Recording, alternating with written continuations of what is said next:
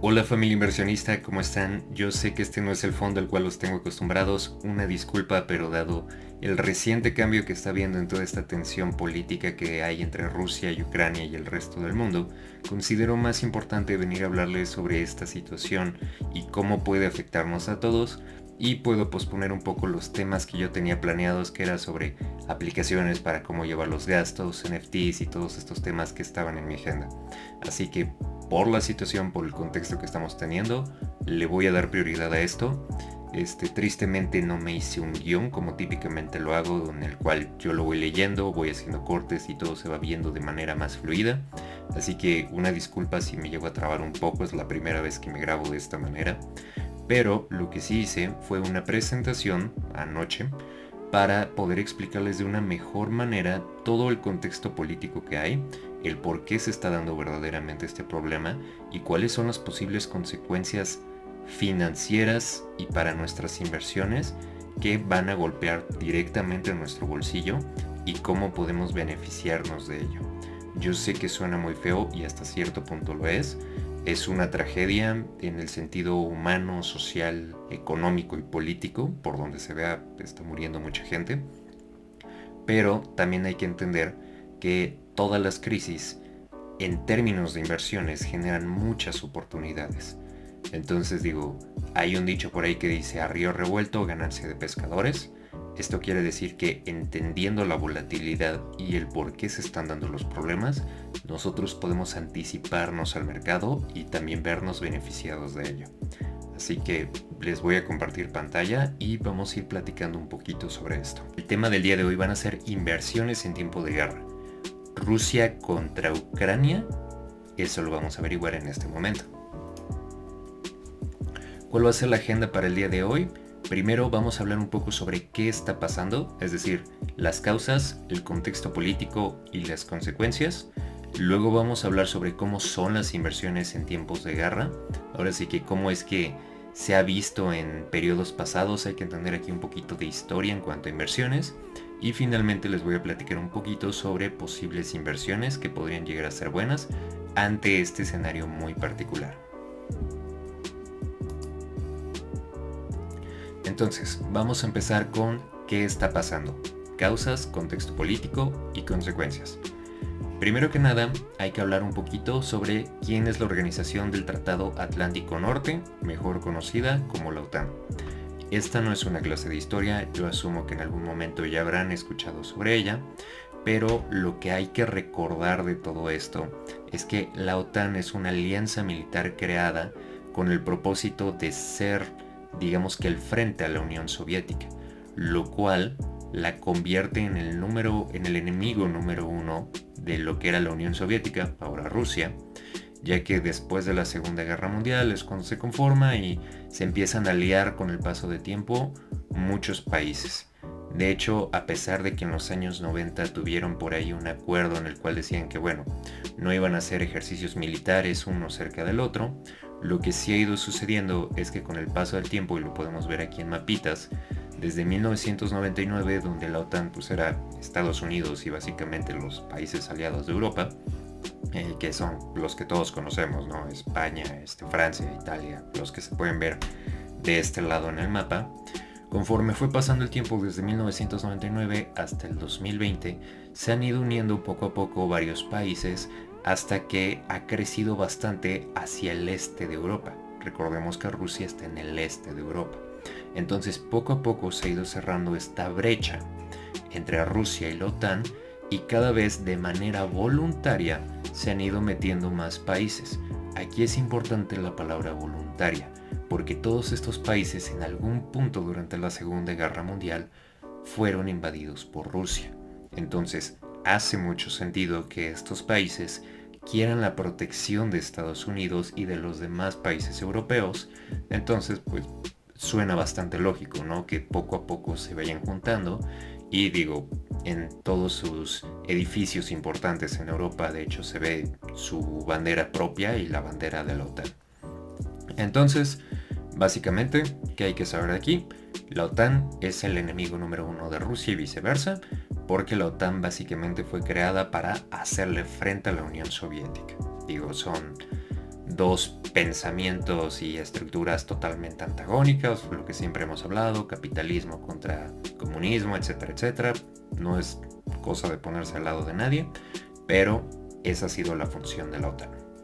Entonces, aunque se tenía especificado de que no se iban a hacer ejercicios militares uno cerca del otro, Rusia lo ha considerado como una amenaza por todo este espacio hacia el este que ha ido ganando, y esto se vuelve muy importante en el conflicto actual. Con todo esto, se dice que ahorita Rusia está en guerra con Ucrania, que ya lanzaron misiles, es una verdadera tragedia, pero ¿por qué está sucediendo todo esto? O sea, ¿por qué Rusia atacó a Ucrania? La realidad de todo esto, o sea, y el verdadero detalle aquí, es que el verdadero conflicto de Rusia no es con Ucrania, sino con la OTAN. ¿Por qué? Porque Ucrania se estaba buscando, si es que no lo logró, la verdad no me acuerdo, unirse con la OTAN y también recibir toda la protección que eso conllevaba. Recordemos que Ucrania, no sé si es el país más pobre de la Unión Europea, pero al menos está en el top 5. Entonces, pues irse involucrando también con todos estos países más desarrollados, entrar en beneficios que incluye el estar ahí con ellos, pues al final es un logro para el país, ¿no? Y le podía representar muchas nuevas oportunidades.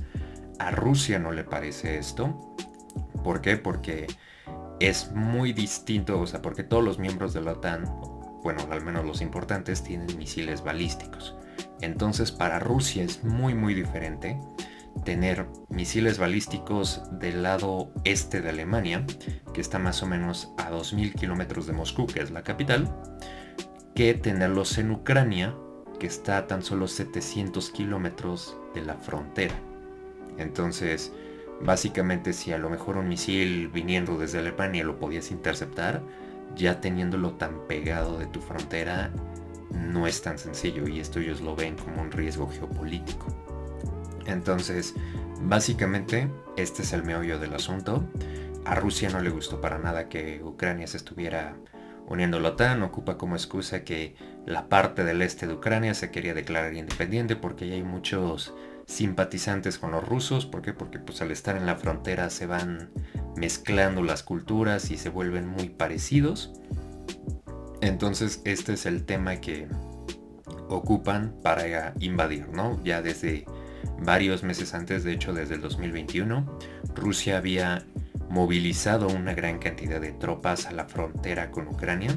De hecho lo podemos ver aquí. O sea, primero llenó todo lo que era la ¿cómo se llama? La frontera del este, y poco a poco, esta es una foto tomada por Bloomberg. Tenemos arriba a Bielorrusia, que es un aliado de Rusia al final de cuentas. Entonces de ese lado también llegó a poner tropas, y cuando hablamos de tropas no hablamos solo de personas con un rifle, sino que realmente son tanques, y eso ya son palabras mayores. A todo esto sucede que en diciembre del 2021 la embajada de Rusia manda algo así como una cartita navideña a la Casa Blanca, en la cual le hace una serie de exigencias, y digo que es como una cartita navideña porque pues tal cual era la wishlist de todo lo que ellos querían, para hacer una retirada hipotética de todas las tropas que estaban colindando con Ucrania. Entonces, cuando digo que esto es una cartita navideña, es porque verdaderamente lo que estaba pidiendo Rusia está muy fuera de contexto, y aquí les explico más o menos qué era. Lo que exigía Rusia era que la OTAN no aceptara nuevos miembros, es decir, que ya no se siguiera expandiendo más hacia el este de Europa, y que no volviera a hacer ejercicios militares en países del este. Esto pues rompe mucho porque al final todos estos estados son soberanos. Entonces básicamente Rusia les quiere decir qué hacer a esos estados dentro de su propio territorio, siendo que son soberanos. Ellos tienen la total libertad de decidir qué ejercicios militares van a hacer o cómo deciden protegerse. O sea, ellos al final están en su territorio. Entonces lo que Rusia estaba pidiendo es: todos estos países que están cerca de mí ya no pueden hacer ejercicios militares. Y además, como cereza del pastel, entre muchas otras cosas, la OTAN lo que decía es: ¿sabes qué? Yo solo quiero negociar con Estados Unidos, Entonces básicamente estoy desestimando a la OTAN como un organismo conjunto, es decir, pues sí, como todo el bloque que verdaderamente representa. Y lo que está diciendo es, ¿sabes qué? Yo no negocio con ustedes, todos países europeos, yo solo voy a platicar con Estados Unidos. Entonces aquí tenemos el cabezal de una noticia del país donde justamente se menciona, ¿no?, de que Estados Unidos rechaza totalmente toda esta serie de peticiones, exigencias de Rusia,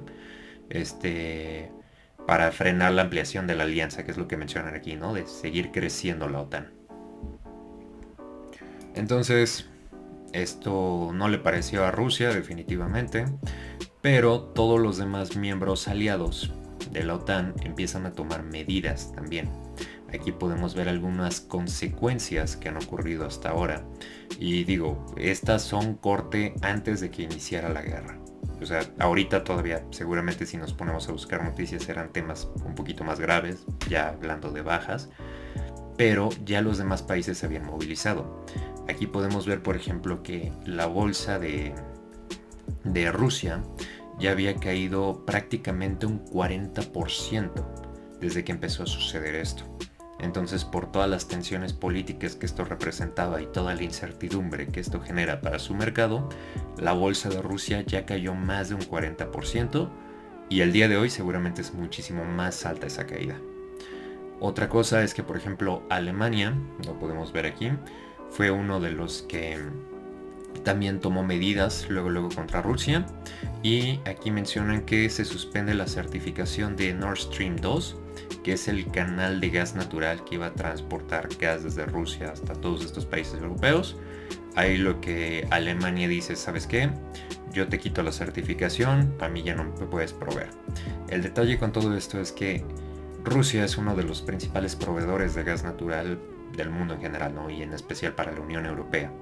Entonces el hecho de autocortar ese suministro, al final lo que está haciendo es impactar directamente al precio de la energía. ¿Por qué? Porque el gas natural se ocupa justamente para producir energía. Entonces esto es un golpe sí para Rusia en términos de ingreso, porque pues al final se queda sin vendedores, o sea, y no es un vendedor cualquiera, ¿no? Son países completos que le compran.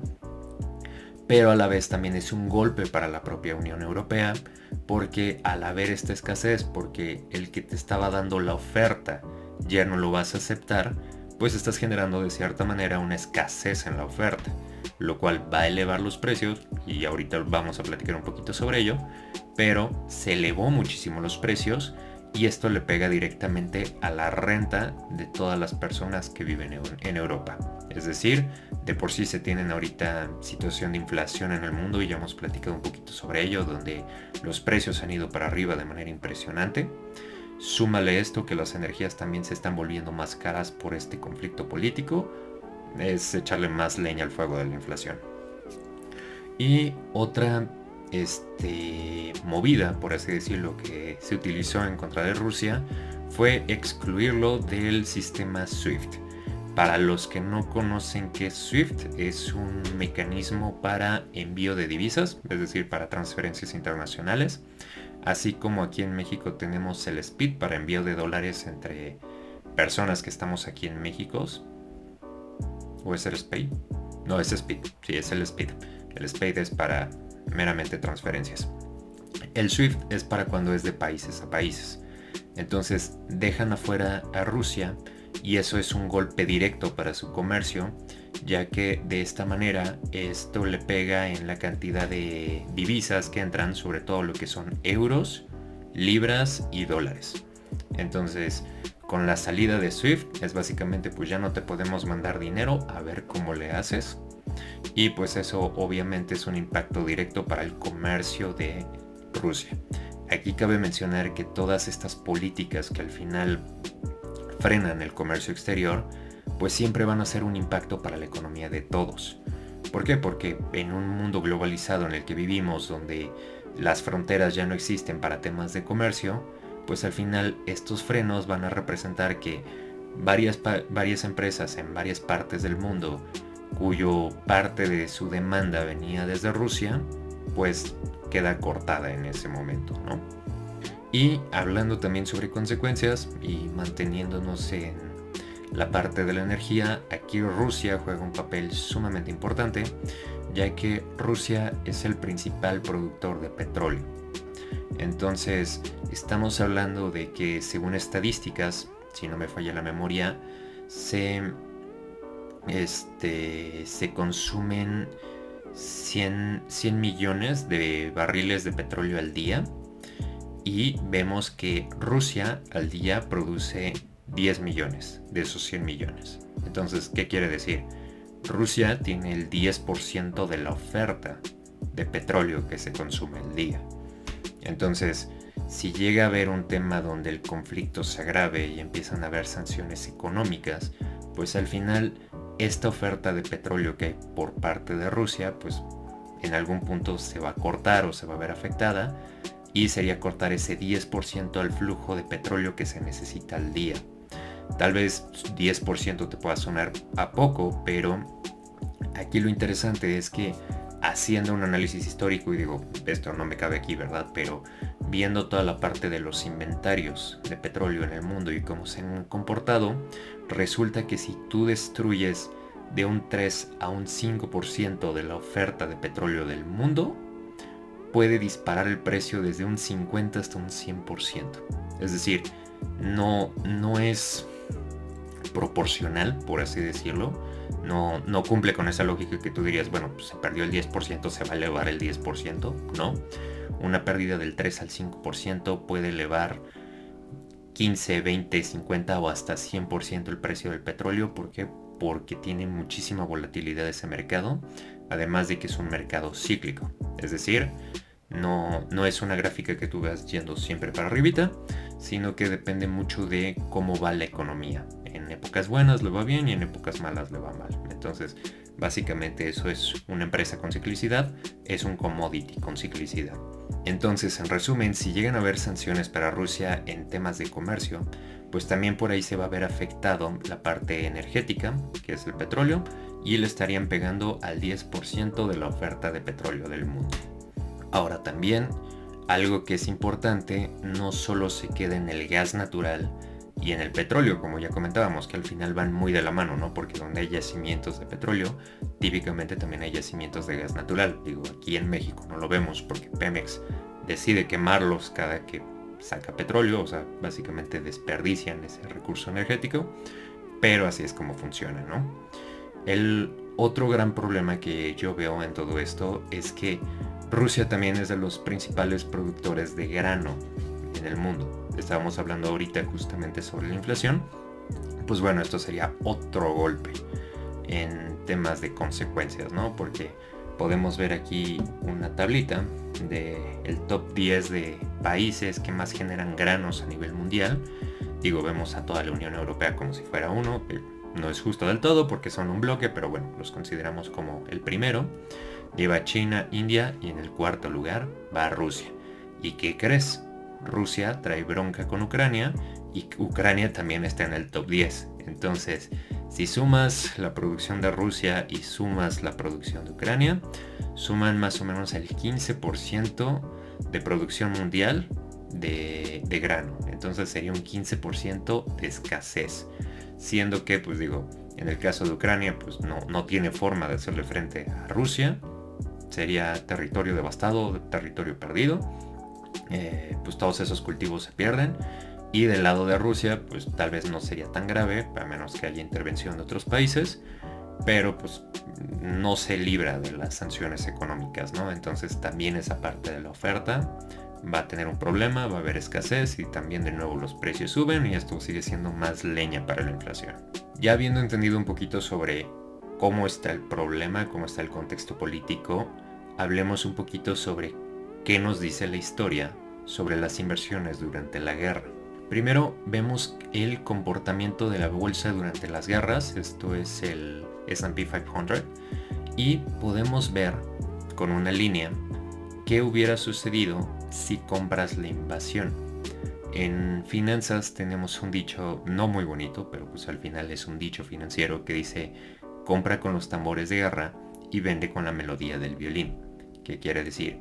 Que en cuanto inicia un conflicto de este estilo, cuando inicia una crisis, que es cuando típicamente podemos ver que hay una bajada, es ese un buen momento, o sea, después de unas cuantas días, semanas o a lo mejor meses, dependiendo de cómo vaya el mercado, es un excelente momento de compra. ¿Por qué? Porque es cuando el mercado se paniquea, donde la gente no entiende realmente qué es lo que tiene en las manos y es donde están dispuestos a vendértelos a precios de gangas. ¿Por qué? Porque la gente entra en pánico y dice, no, pues esto va a ser la tercera guerra mundial, va a ser el fin del mundo, es la destrucción de toda la economía, y no necesariamente. O sea, han habido muchos conflictos armados a lo largo de la historia que sí han sido muy trágicos definitivamente y han tenido costes horribles. Pero al final, cuando tú estás invirtiendo en bolsa, tú estás invirtiendo en empresas. Entonces, aquí hay que preguntarse, ¿esta guerra está afectando directamente a la empresa, sí o no? Hay empresas que verdaderamente se van a ver afectadas. De hecho, en cualquier guerra yo quiero pensar que hay industrias que se van a ver más afectadas que otras. Pero aquí el detalle es, cuando nosotros analizamos una empresa, y eso es parte de lo que yo siempre les digo durante mis videos y en el canal, es que no debemos de perder de vista de que no somos traders. Es decir, nosotros, el precio no nos dice nada per se. ¿Por qué? Porque las empresas no tienen memoria en cuanto a precio. No dicen, pues es que yo en algún punto de mi historia estuve por acá arriba, entonces en algún punto tengo que recuperarme y volver a llegar acá. No necesariamente. Aquí lo que verdaderamente mueve el precio de una empresa, o sea, su cotización en la bolsa, va a ser los resultados que está dando como negocio. ¿Y a qué voy con todo esto? Lo que verdaderamente va a mover el precio y el valor de la empresa va a ser sus crecimientos en ventas, sus crecimientos en beneficios, cómo va mejorando el mercado, si se sigue expandiendo, etcétera, etcétera, etcétera. Ya hemos hablado un poco sobre esto en el canal.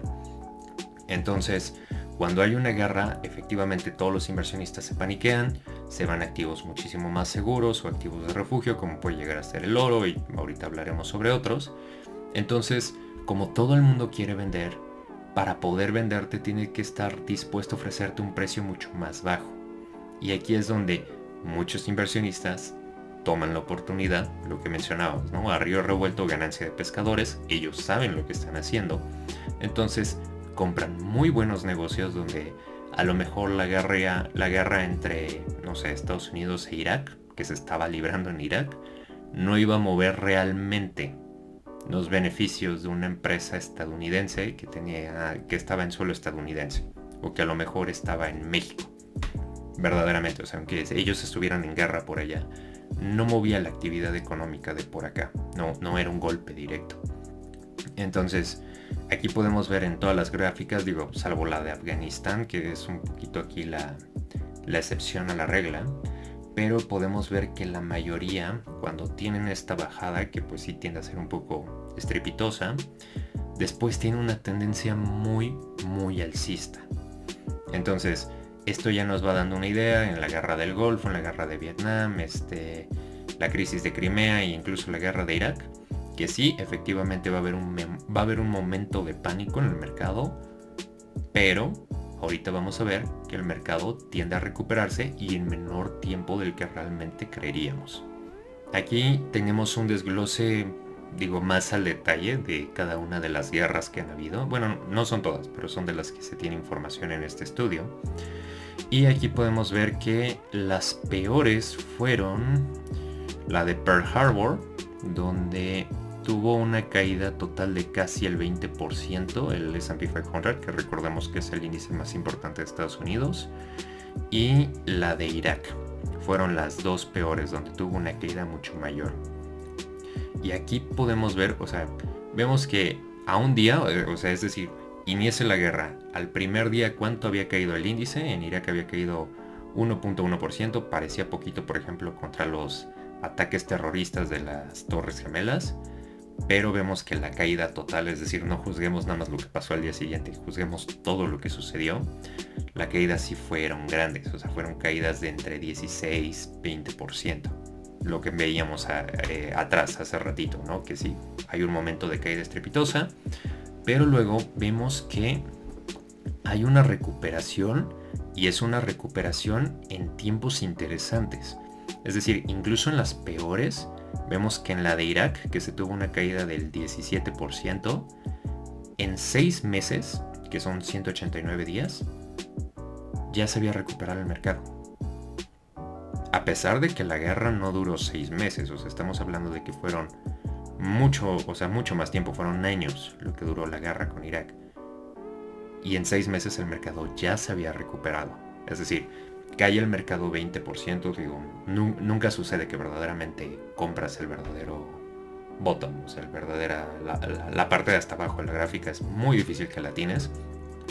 Pero quien tuvo la suerte de entrar en ese momento, en 6 meses recuperó lo que se recuperó el mercado, 20%. ¿Por qué? Porque sí.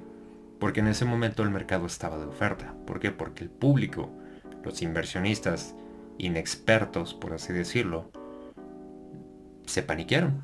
Tan simple y sencillo como eso. Se paniquean, venden y ya luego se dan cuenta de que verdaderamente no era tan grave, que el mundo no se está acabando, que no está llegando a casos tan graves donde verdaderamente se estén cayendo las economías. De igual forma vemos aquí con Pearl Harbor que fue la caída más fuerte del 20% y está en menos de un año. Y recordemos, o sea, menos de un año sigue siendo corto plazo y aún así 1 año, 2 años, 3 años para invertir en la bolsa no es mucho tiempo. O sea, estamos hablando de que hay gente que invierte con horizontes de 10 años mínimo. 1 año para una recuperación es bastante bueno. Y finalmente el último estudio que les quería aquí traer y que me pareció bastante interesante es ver cómo han sido los retornos y los riesgos en épocas normales y en épocas de guerra. Aquí en la franja azulita que tenemos aquí se ve que, o sea, tenemos divididas a los instrumentos de inversión por large cap, small cap, long term holds, etcétera, etcétera, ¿no? Tenemos aquí lo más seguro y la inflación también.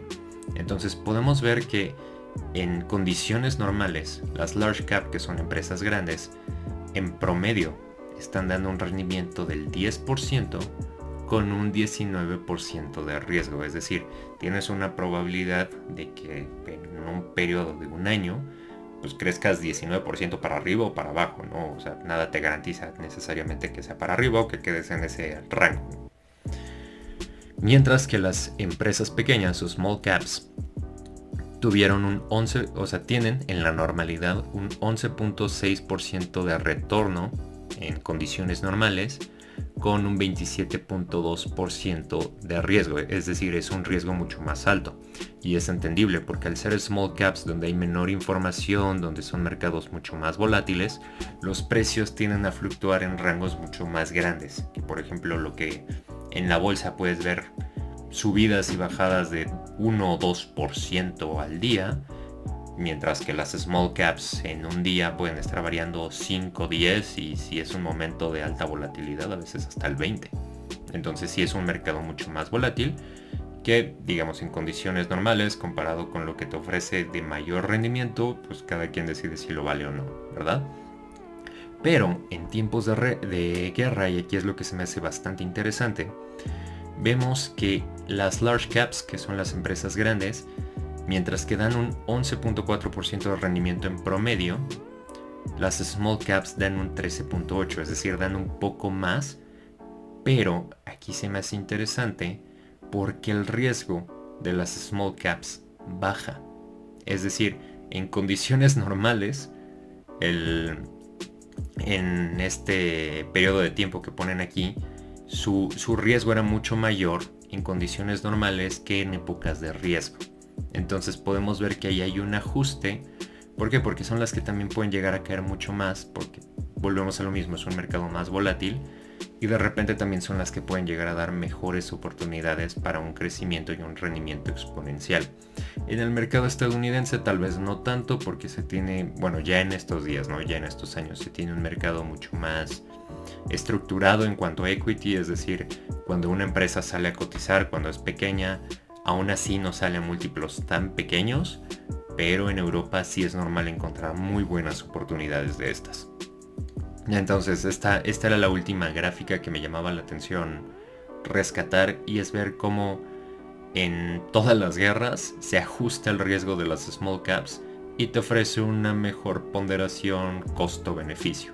Ahora, ya que entendimos que pues la bronca de Rusia no es con Ucrania per se, sino con la OTAN, entonces verdaderamente al final Estados Unidos siempre va a estar metido en una guerra. Los trancazos al final de cuentas puede que sea con Estados Unidos y no tanto con Ucrania. Van a haber sanciones comerciales, no sabemos hasta qué punto va a escalar la guerra, pero también ya vimos de que una guerra no significa que sea el final para nuestras inversiones, sino que más bien representan una oportunidad de cierta manera. Entonces, ya con todo este contexto y de las posibles consecuencias de las que ya hablamos, hablemos de cuáles podrían llegar a ser buenas inversiones dado este contexto. Primero, como les mencionaba ahorita, el riesgo de las small caps tiende a cambiar y puede ofrecer un mejor rendimiento comparado con el riesgo que estás aceptando. Entonces, ¿cómo se identifica una small cap? Y esa era una pregunta que me hacían ayer por Instagram, porque llegué a subir justamente esa misma gráfica y luego me preguntaron, oye, ¿cómo identifico cómo es una small cap? Bueno, hay rangos. Estos rangos varían de país a país, o sea, cada quien los define como quiere, pero esta es la definición que a mí más me gusta y la que más me hace sentido. Tenemos que entre 10 millones a 100 millones de capitalización es una microcap, es decir, es una empresa muy chiquitita. Luego entre 100 millones y 1 billón es una small cap. Y ojo, aquí hay que acotar algo. El billón no es como el billón mexicano o latinoamericano, donde aquí 1 billón es 1 millón de millones. 1 billón en Estados Unidos, o sea, lo que es 1 billón, son 1000 millones. O sea, ya ven que cada quien pone la estructura como Dios le da a entender. Entonces, nada más hay que entender. 1 billón son 1000 millones. Entonces, entre 100 millones y 1000 millones es considerada una small cap. Luego, entre 1 billón y 10 billón, lo mismo, son miles de millones, ¿no? Entre 1000 millones y 10.000 millones es una mid cap. Entre 10 billón y 50 billón es una large cap. Y entre 50 billions en adelante, es decir, ya llegas hasta los trillions, como por ejemplo Apple, ya es considerada una mega cap. Es decir, ya son empresas gigantescas, monstruosas, que muy difícilmente pueden llegar a moverse tanto como una small cap. Ahora, para poder identificar small caps, ya les había enseñado cómo utilizar un screener, el de Finviz, si no me falla la memoria. Pero, ¿dónde más podemos buscar small caps? Pues bueno, entiendo que la mayoría de ustedes a lo mejor no tendrá Interactive Brokers como para poder invertir en la mayoría de las economías del mundo, pero sí tenemos acceso a GBM Plus. O si invierten a través de GBank o Bursanet, la que ustedes quieran, pues al final tienen acceso al SIC. El SIC, recordemos que es el Sistema Internacional de Cotizaciones, en el cual cotizan empresas extranjeras en el mercado mexicano. Dentro de todas esas que hay, siempre hemos mencionado al S&P 500 como principal referente de índice de Estados Unidos, pero no es el único importante.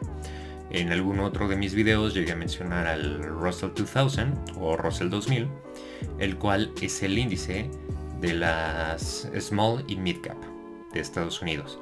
Y se ve la comparación muy grande, ¿no? Mientras que el Nasdaq a lo mejor trae 100 empresas y el S&P 500 trae 500 empresas, este índice trae 2000 empresas. Entonces, trae algunas que son muy buenas, como también trae muchas que son basura. Y pues por todas estas que son basura muchas veces, es que a veces puede llegar a tener tanta volatilidad. Entonces, mi recomendación es que compres este índice, no necesariamente. De hecho, esta foto la tomé el día de hoy, o sea, estamos hablando de que anoche se comentó el inicio de la guerra entre Rusia y Ucrania. Y tan solo hoy subió un 2.62%. O sea, ya como que eso te va avisando que lo que estábamos viendo en la gráfica no es tan descabellado. Entonces, yo no compraría propiamente el índice, sino que más bien vería la estructura del índice, es decir, vería cuáles son esas 2000 empresas y sobre esa empezaría a hacer filtros que ya hemos platicado, por ejemplo, para nuestros screeners, para empezar a identificar cuáles son verdaderamente buenas empresas, porque de esas 2000, te aseguro que ni una décima parte son las que verdaderamente valen la pena. Entonces hay que encontrar una manera de hallarlas. Luego tenemos la oportunidad, por ejemplo, de invertir en petróleo. El petróleo es un commodity, es decir, es un recurso natural, pero es un commodity que, como ya te mencionaba, es sumamente cíclico. Es algo donde yo particularmente en tiempos normales yo no invertiría. ¿Por qué? Porque así como de repente da un bandazo hacia arriba, da un bandazo hacia abajo y sigue bajando y sigue bajando y sigue bajando y no ves para cuándo para. Sin embargo, por toda la situación económica que estamos teniendo, que ya lo mencionamos alguna vez que está afectando mucho la inflación, parte de esto es que están subiendo mucho los precios de las energías y con esta demanda, con esta destrucción de la oferta que mencionábamos hace rato, si es que le llegan a imponer sanciones a Rusia, pues disminuyes la oferta, la demanda no se mueve, entonces creas esta escasez, puede llegar a subir bastante. De hecho, ahorita el petróleo le está pegando, bueno, si no mal recuerdo ya superó la barrera de los $100. Entonces eso ya es un indicador de que pues sí, ya a lo mejor el precio está un poco inflado, o yo no considero que se vaya a mantener mucho tiempo. Pero volvemos a lo mismo, ¿no? Para la primera parte de un conflicto armado, que es donde cunde el pánico, ahí puede que entonces el precio suba bastante. Más si llegan a haber este tipo de sanciones, ¿no? Como ya mencionábamos. Entonces, una forma de invertir en petróleo sin tener que irnos a comprar nuestro barrilito y meterlos aquí en nuestra casa es mediante ETFs que invierten en estos commodities. Uno de los ETFs más famosos, que de hecho lo pueden buscar luego en Ticker, o sea, les aparece en la primera sección, es el United States All Fund, que su clave es USO, así como aparece aquí, y es de los más famosos y es de los que más se ocupan. Entonces, tan solo estamos viendo que en los últimos 365 días ha dado un rendimiento del 59.4%, es decir, si hace un año exactamente hubiéramos invertido en él, hoy traeríamos prácticamente un 60% de rendimiento. Te estoy hablando de que el S&P 500 no está ni cerca de haber logrado eso. Y mira que el año pasado le fue muy bien. O sea, hizo un 20 y tantos %. Entonces, prácticamente el petróleo en esta temporada de alta volatilidad y de alta inflación es cuando tiende a apreciarse mucho y está teniendo crecimientos, o sea, lleva un crecimiento de tres veces superior a lo que lleva básicamente la economía estadounidense. Y finalmente, la última opción que yo veo como una opción interesante de inversión, y cabe mencionar, esto es en el corto plazo. Ojo, esto es en el corto plazo. Ya vimos que la bajada dura poco, entonces tú en lo que dura esa bajada, una de dos, o te pones en liquidez, es decir, estoy esperando, aguantando en lo que bajan los precios, sin estar invertido en algo o estando invirtiendo en algo que sé que va a bajar muy poco, o estando invertido y jugándomela en algo que sé que se puede no logré decirlo, que puede subir de precio en el corto plazo, es decir, que puede tener un muy buen incremento. Entonces es aquí donde a lo mejor puedes llamarle trading, no puedes tomar una posición de muy corto plazo en alguna de estas opciones, pero ojo, no vas a mantener más de un año. O sea, vas a mantener algunos días, semanas, a lo mucho meses, y cuando empecemos a ver ese cambio de tendencia en el mercado, pasamos de nuevo a liquidez y ya empezamos a invertir en buenas empresas. Entonces, otra de las opciones que yo veo, que también es un commodity, es el gas natural. También ha tenido ganancias importantes en los últimos 365 días. De hecho, a pesar de que tuvo una bajada importante en diciembre por el aprovisionamiento de invierno, que pues básicamente lo que hacen los productores de gas natural es que guardan mucho de su suministro para poderlo usar en épocas de frío, que es donde más se demanda, o sea, que tengan la oferta suficiente para no disparar tanto los precios. Por eso es que ahí se ve una bajada, porque básicamente sacan todo el gas natural que tienen en el inventario, y en épocas de calor es donde se vuelven a restablecer de inventarios. Entonces ellos dan un trancazo de oferta, como hay mucho baja el precio, y aun con que bajó el precio de manera significativa recientemente en noviembre-diciembre, en los últimos 365 días, que está lejos del máximo que tuvo, ya lleva un 52% de ganancia. No es el 60% del petróleo, pero pues considero que la diferencia es mínima comparativamente. Entonces, como también les mencionaba, Rusia es uno de los principales productores de gas natural de toda Europa, básicamente, y además con estas sanciones económicas que están habiendo, ya automáticamente están elevando el precio del petróleo, porque aunque el golpe va para Rusia, también es un balazo en el pie para ellos, porque le están pegando la inflación de manera indirecta. Entonces, estas son 3 opciones de inversión que yo veo en el muy corto plazo, y eso es algo que debo acotar. Y también, esto no es una asesoría de inversión, lo estamos viendo de manera académica, estamos viendo historia, estamos viendo pues casos de que han ido sucediendo para que no nos agarre desprevenidos y para que veamos que al final esto va a ser un caso más dentro de los muchos que se han llegado a presentar a lo largo de la historia. Y es eso, o sea, todo esto lo hago con una intención académica, no con una intención de darte una asesoría financiera. Al final recuerda que tú eres responsable de hacer tu propio análisis y ver qué verdaderamente es lo que te conviene.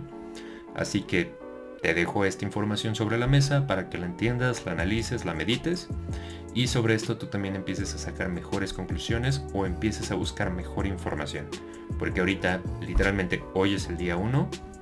Hay que ir viendo cómo evoluciona toda esta situación, pero pues al final ya dieron el banderazo, ya tiraron, bueno, ya hicieron su relajo, ¿no? Ya hicieron su desmadre. Van a haber consecuencias, o sea, tienen que haber consecuencias. Y pues esas consecuencias se van a traducir en conflicto y volatilidad. Así que les dejo toda esta información.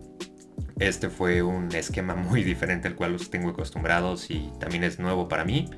Ya les había comentado, esto lo hice sin guión, nada más lo hice con la presentación. Espero que les haya sido de utilidad. No dormí en la noche por ponerme a estudiar todo esto. Espero les haya gustado y si les funcionó, por favor, un like y suscríbanse. Y si es que llegan a tener dudas, por favor coméntenmelas. Ahorita voy un poco lento con todas las dudas que me han llegado porque por trabajo, algunos cambios que hubieron ahí me están demandando bastante, pero poco a poquito voy resolviendo dudas. También si me escriben directamente por Instagram, a veces es más sencillo que los atienda en algún punto, o mínimo que les mande voice note, porque darles toda una explicación a veces en un parrafito no es tan simple. Entonces, habiendo dicho todo esto, espero que les haya gustado, que tengan muy bonito día. Y pues digo, nos está tocando vivir todo esto. Resiliencia, chicos, y recordemos que lo que está sucediendo está mal, está pésimo, pero aún así hay que saber cómo darle la vuelta a las cosas. Cuídense, chicos. Adiós.